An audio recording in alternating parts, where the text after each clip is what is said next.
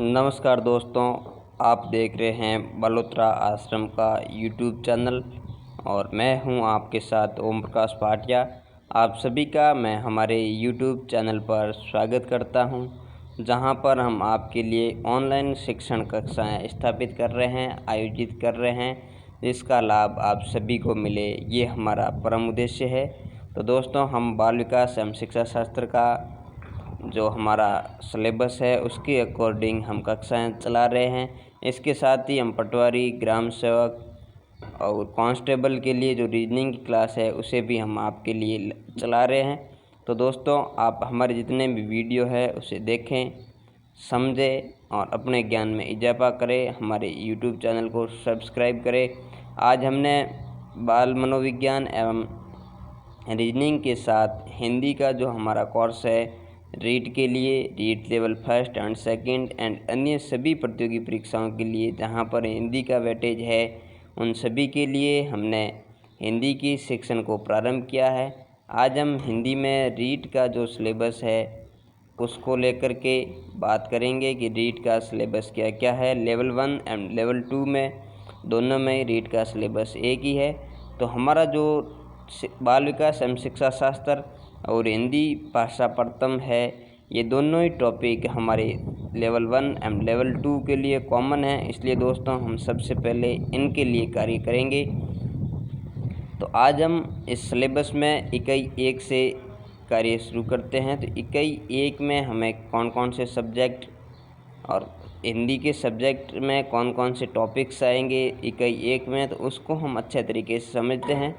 तो हमारे पास ओवरव्यू के रूप में हम देख लेते हैं कि हिंदी में हमारे पास टोटल 6 इकाई है और इसमें से 3 इकाई व्याकरण की है और 3 इकाइयाँ शिक्षण शास्त्र की है। तो इसको हम 15-15, ये भी 15 अंक की है और ये भी 15 अंक की है।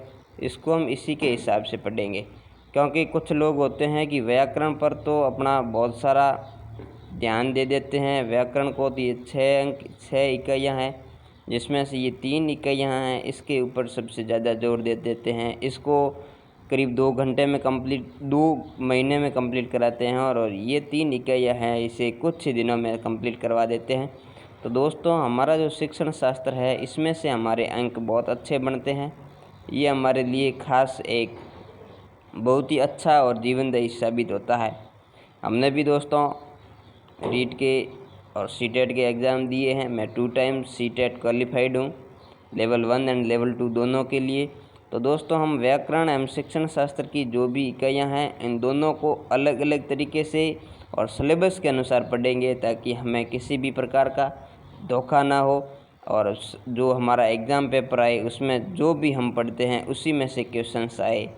तो दोस्तों, हम सबसे पहले सिलेबस को जानते हैं, क्योंकि हमें क्या पढ़ना है और कितना पढ़ना है और कैसे पढ़ना है ये जानना हमारे लिए बहुत ज़रूरी है।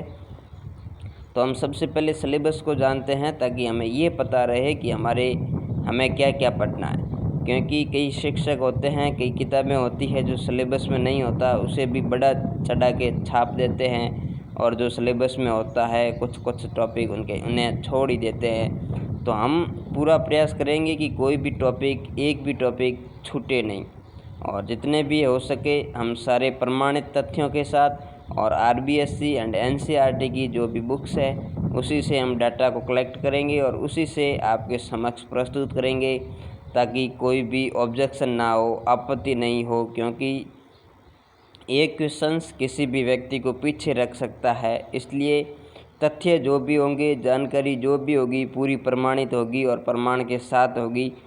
Thank you. तो हमने अभी ये इंट्रोडक्टरी बात की। तो अब हम बात करते हैं कि हिंदी का जो हमारा सिलेबस है उसको 6 इकाइयों में बांटा गया है, जैसा कि हमने बात की।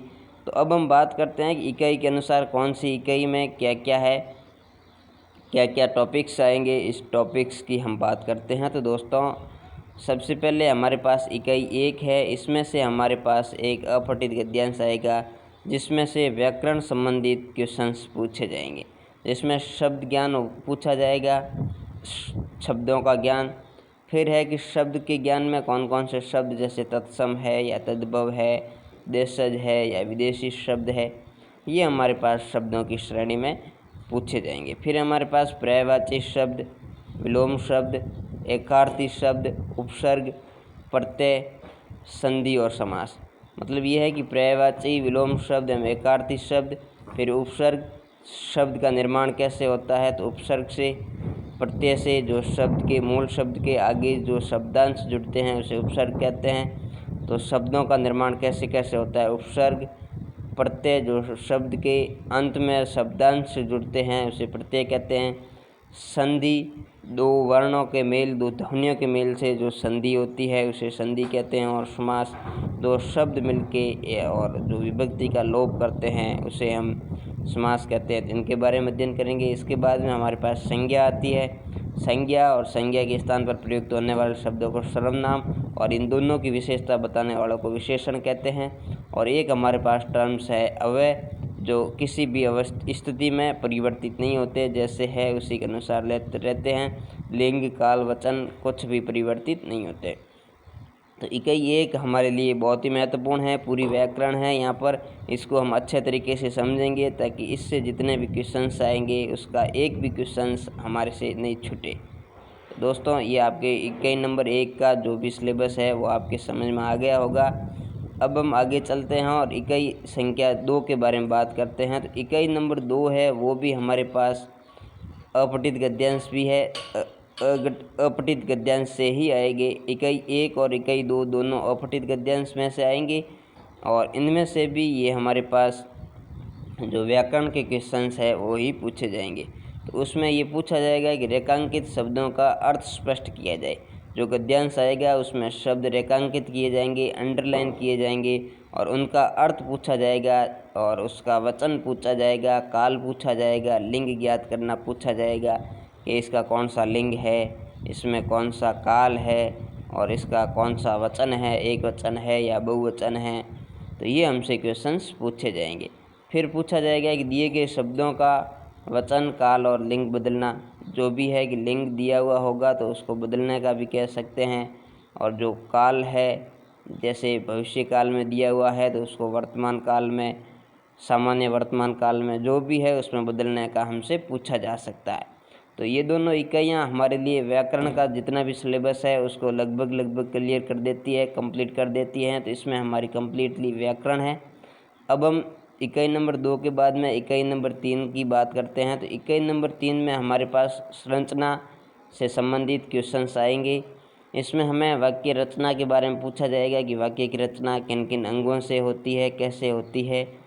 और वाक्य के अंग जो हमारे पास 2 है, उद्देश्य एवं विधेय, इसके बारे में भी हम विस्तृत बात करेंगे, समझने का प्रयास करेंगे अंगों के बारे में। फिर वाक्य के प्रकारों के बारे में बात करेंगे कि वाक्य कितने प्रकार के होते हैं। फिर वाक्यों में पदबंध होते हैं, उसके बारे में हम बहुत ही सरल तरीके से समझने का प्रयास करेंगे। फिर मुहावरे एवं लोकोक्तियाँ, इसमें से एक क्वेश्चन पक्का आता है, इसे हमें समझने का प्रयास है। मुहावरा एवं लोकोक्तियों को भी हम अच्छे तरीके से समझने का प्रयास करेंगे। तो दोस्तों, ये तीनों इकाइयाँ थी हमारे पास जो व्याकरण से संबंधित थी और इसमें से 15 क्वेश्चंस हमारे लिए एग्ज़ाम में पूछे जाएंगे। और इन तीनों इकाइयों को हमें अच्छे तरीके से समझना है। ये हमें पता चल गया कि इन तीनों इकाइयों में कौन कौन से टॉपिक्स से हमारे लिए क्वेश्चंस पूछे जाएंगे, तो हमें ये समझ में आ गया है। तो अब हमें इस पर विशेष ध्यान दे करके और टॉपिक वाइज हम समझने का प्रयास करेंगे। अब हमारे पास अगली जो इकाई है, इकाई संख्या 4, ये हमारे पास शिक्षण शास्त्र की प्रारंभ होती है। शिक्षा शास्त्र का ये जो इकाई है, यहाँ की जो भी है शिक्षा शास्त्र में हमारे पास 3 इकाइयाँ हैं। इकाई 4, 5 एवं 6, ये तीनों ही 15 अंक की है। 15 अंक हमें प्राप्त करने के लिए इसको बहुत अच्छे तरीके से समझेंगे हम, ताकि अधिकतर बच्चों के यहाँ से अंक कटने की संभावना है, क्योंकि इसकी भाषा समझ में नहीं आती। तो हम इसको सरल एवं आसान भाषा में समझने का प्रयास करेंगे। तो इसमें हम भाषा शिक्षण की विधियों के बारे में बात करेंगे कि भाषा का जो शिक्षण कराया जाता है, बच्चों को भाषा का ज्ञान दिया जाता है, तो वो किस विधि से दिया जाए। तो कौन सी विधि से बच्चों को पढ़ाया जाए, बच्चों की आयु एवं कक्षा के स्तर को ध्यान में रखते हुए और जानकारी को और विषय वस्तु को और अधिक रोचक बनाने के लिए हमें शिक्षण विधियों का प्रयोग किया जाता है। तो एक शिक्षक को ये ज्ञान आवश्यक रूप से होना चाहिए कि वो बच्चों के स्तर एवं कक्षा के स्तर के अनुसार शिक्षण विधि का उपयोग करे। तो शिक्षक को शिक्षण विधियों के बारे में जानकारी होना बहुत आवश्यक है। इसके बाद में शिक्षण के कौन कौन से उपागम हैं, शिक्षण विषय वस्तु को किस तरह से प्रस्तुत किया जाता है, इन उपागमों के बारे में भी हम बात करेंगे। मेथड्स एंड अप्रोच के बारे में हम अध्ययन करेंगे।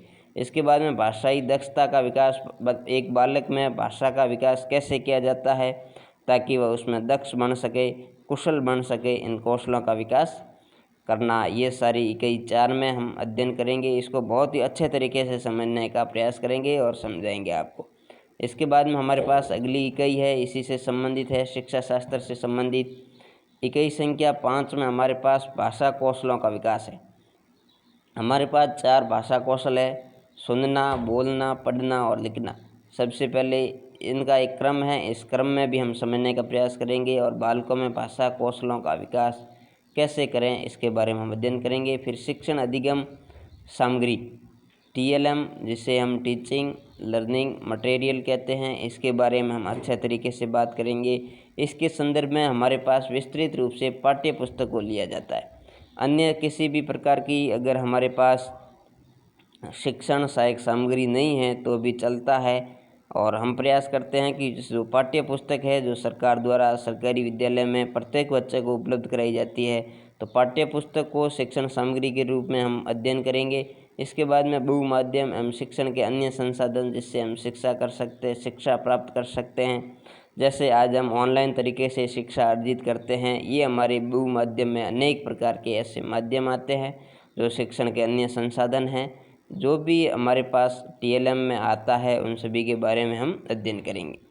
तो हमारी इकाई संख्या 5 है, वो भाषाई कौशलों एवं TLM से संबंधित है, शिक्षण सहायक सामग्री से संबंधित है। और अंतिम इकाई जो हमारे पास है, इकाई संख्या 6, ये पूरी की पूरी मूल्यांकन से संबंधित है। इसमें जो भी बालक ने सीखा है उसका मूल्यांकन करेंगे कि बालक ने कितना सीखा है और कितना नहीं सीखा है, इतना इसका हम ज्ञान करेंगे। मूल्यांकन का अर्थ होता है कि बालक ने कितना सीखा है, हम जानते हैं और अभी उसे क्या सीखना है और उसे सीखने में क्या कठिनाई आती है। तो हम भाषा शिक्षण में बच्चे को भाषा सीखने में, समझने में और बोलने में कहाँ तक उसको कुशलता प्राप्त हो चुकी है, उसमें इसका मूल्यांकन करेंगे। और मूल्यांकन के करने के बाद में हमें पता चलेगा कि कहाँ कहाँ कमी रह गई, तो उसके बाद में हम उसका उपचारात्मक परीक्षण करेंगे। और जब उसके छात्र का अंत हो जाता है तो उपलब्धि परीक्षण का निर्माण करेंगे और उपलब्धि परीक्षण का निर्माण करना भी हम सीखेंगे। और मूल्यांकन में हम सतत एवं व्यापक मूल्यांकन के बारे में अध्ययन करेंगे, जिसका हमने बाल विकास एवं शिक्षा शास्त्र में भी इसका अध्ययन हमारे सिलेबस में था। तो इसको भी हम अच्छे तरीके से समझेंगे ताकि ये पूरी इकाई हमारे अन्य जितने भी सब्जेक्ट्स है उसमें भी हमारे कार्य काम आएगी। जैसे लैंग्वेज फर्स्ट है और लैंग्वेज सेकंड एंड जो CDP है हमारी, इसमें ये हमारे तीनों ये इकाई नंबर 6 है जो हमारे इन तीनों सब्जेक्ट्स में कॉमन है। तो देख लीजिए कि 5-5 अंक की यदि ये एक इकाई होती है तो हमारे पास 15 अंक ये ईजिली प्राप्त हो जाते हैं। तो इसको हम अच्छे तरीके से समझेंगे ताकि आपको बहुत अच्छा तरीके से समझने का मौका मिले, ताकि आपके जो भी इससे क्वेश्चंस आए वो आपको गलत नहीं हो। इसकी भाषा हम अच्छे तरीके से समझाएंगे ताकि इसकी भाषा आपको समझ में आ सके, क्योंकि एग्ज़ाम हॉल में इनकी भाषा थोड़ी कठिन होती है, जिसकी वजह से हमें वो टॉपिक्स समझ में होते हुए भी, उसका उत्तर हमें आते हुए भी उसका गलत आंसर करके आ जाते हम, तो हमें नुकसान होता है। दोस्तों, हम आपके लिए समय समय पर अब आज से निरंतर हिंदी एवं जो बाल विकास एवं शिक्षा शास्त्र है, दोनों लेवल 1 एंड 2 के लिए रीड के लिए वो कॉमन सब्जेक्ट्स है, इसकी हम निरंतर कक्षाएं लेकर आएंगे। और जो भी साथी है पटवारी, ग्राम सेवक और कांस्टेबल की तैयारी करते हैं, हम अन्य सभी प्रतियोगी परीक्षाओं की तैयारी करते हैं जिसमें रीजनिंग की क्लास लगती है, तो रीजनिंग की क्लास भी हमारे बालोतरा आश्रम के YouTube चैनल पर प्रारंभ कर दी गई है, जिसे आप देखें और अपना इजाफा करें। तो दोस्तों हमारे इस चैनल को सब्सक्राइब करें और लाइक करें, अपने दोस्तों के साथ शेयर करें और बेल आइकन को दबाएं ताकि जब भी हम वीडियो अपलोड करें उसकी सूचना सबसे पहले आप तक पहुंचे और आप उसे देख सकें। धन्यवाद दोस्तों, नमस्कार।